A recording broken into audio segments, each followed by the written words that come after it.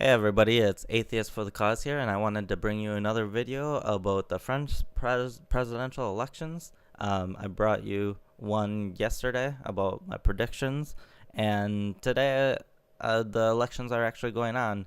And I found a good Reuters article, which, yes, Reuters isn't always the best. They're more mainstream liberal crap a lot of times, but they do sprinkle in good information from time to time, especially these mainstream liberal outlets tend to do actually a good job on legitimate historical issues, like elections.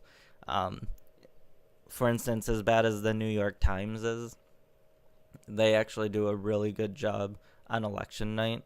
So when that's who I watch. I'll put on like Fox News or CNN or something like that to watch the election coverage, and then I'll on the internet I'll put on the New York Times page because it's better than anybody else.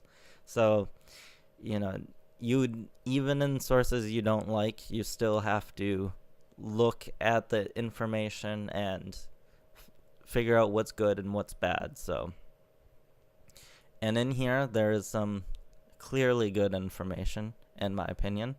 And basically, I wanted to touch on how would Le Pen win? Because I never really touched on that.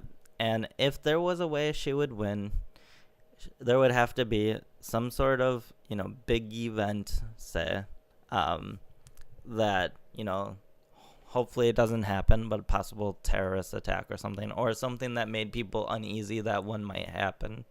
Maybe some bad weather, something like that. Up to this point, there has been no bad weather.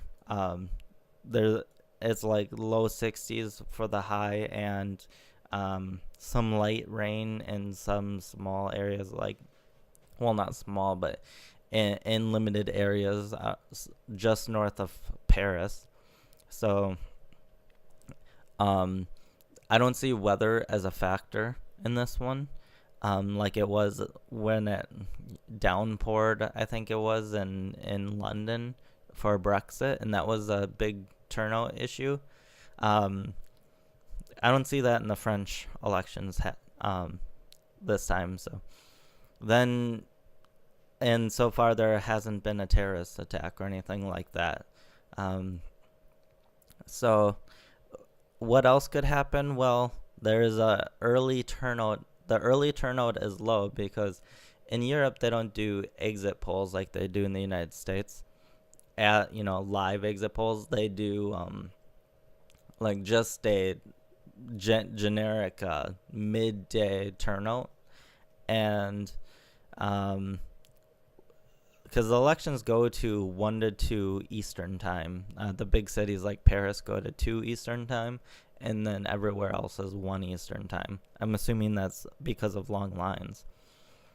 But if you look here, it says midday turnout figures from the Interior Ministry said 28.23% of voters had turned out so far, the lowest at the stage of the day since the 2002 presidential poll, when it was 26.19%. Turnouts at midday in 2012 and 2007 were 30.66% and 34.11% respectively. So we're talking, from 2007, it's down 6%. And if it's down another 6%, you're down 12%. If the second half of the day is like the first half of the day, you'll end up down 12% from what they expected, and they were only expecting to be down 5%. As it says here, a poll on Friday predicted a final turnout of 75%. Whereas these other years were around 80%. So they're actually set to be much lower, but of course, the second half of the day usually is busier, so maybe it'll catch up. but it it's not looking good so far in terms of total turnout. And then you consider that a lot of the turnout is supposed to be blank ballots, especially for Macron, who, people aren't exceptionally happy with. And the main difference between Le Pen and Macron is that Le Pen has a very high loyalty. Something like 80% of her voters knew they were going to vote for her for months.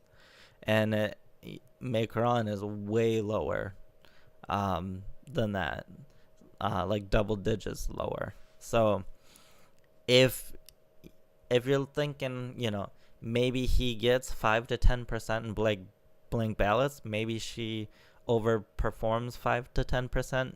Maybe we get an underperforming in by, say, if we're talking over 12%,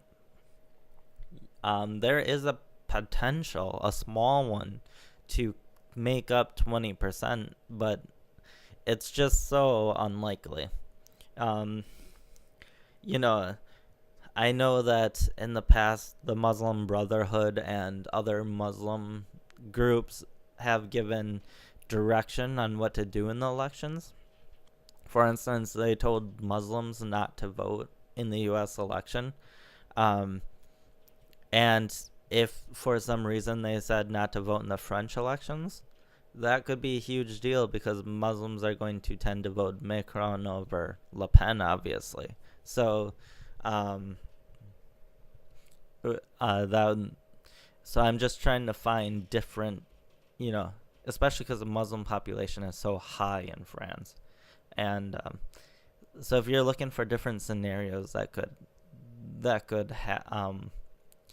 have a big impact, those are some of the scenarios. But anyways, I wanted to scroll down and keep in mind that Macron, he's gonna get his support mainly from the southern and the more western regions of France and the bigger cities like Paris, where Le Pen's going to get her support mainly from the rural areas, the northern and eastern areas of France. And she needs to win those areas by big margins. So, but here is that they made a good point on routers, and this is getting into, kind of what happens if Le Pen loses and gets 40% of the vote. According to Marion, who is Marine Le Pen's niece, that 40% of the vote would be a huge victory for the National Front. And I agree. You're talking about a party that was dead not too long ago. I think it got something like 5% of the vote. It was literally a racist, far-right party that was nobody took seriously, and now in basically one cycle, she's got it back to 40%, and she is the National Front is, they won the runoff election, or they got second in the first round, so they moved on to the runoff election. And now, 40% in one cycle would be amazing. So, this would set up for a following cycle if Macron gets voted in and does horribly and keeps it on with the immigration, mass immigration and all of that, stays in the EU, no changes happen for the better in the EU. Voters will only move further right and further extreme, and then that the National Front will be there. And then if for some reason Le Pen did badly, or whoever was leading the National Front did badly, people would move further right, and that's how you'd get like a fascist uprising, especially in a country like France.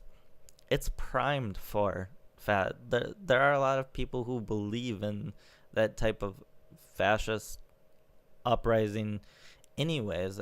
It's just that they're outnumbered by the more moderate people right now. So it could happen in 2 cycles. So that's why I want some major changes in France, because we don't want to go down a path of, actual fascism. So you just can't ignore the average person like France has been ignoring the average person, though. And I'm not talking in terms of, healthcare or things like that. I'm talking in terms of, mass immigration that's culturally changing the country and the roots of it, and literally making France into something completely different culture, not in a multicultural way, in a way that, Islamism is taking over. So, and once Islamism takes over, everything else dies. So we've seen that. You either give in to, in a democracy, if there are more Islamists than others, and they vote a candidate in, and have the power to, set the laws to become Sharia laws, there's nothing to stop that. And then, democracy basically dies at that point. And it's not just Islamism. Anytime you get an anti-democratic group that gets large enough to be voted in democratically, they then have the power to take away the democracy. So, and that's a big weakness of democracies. But it's also a risk that we take because of the great benefits we get from having a democracy, and we hope that people basically aren't stupid enough to vote away their rights. But, and we'll move on to this other point that they made here, and it says, whoever wins will open a new chapter in French politics after the major left and right-wing parties, the Socialists and Republicans, that have ruled France for decades, both suffered humiliating defeats in the elections in the first round. And that's the major point here. Whoever takes over in this election and probably future elections, it's been the passing of a baton, or the more like the changing of the guard, I should say. The two main parties have lost. They got third and fourth. They couldn't. Of the two main parties, not even one could get first or second. Just think about that for a second. When there were only 4 really serious candidates.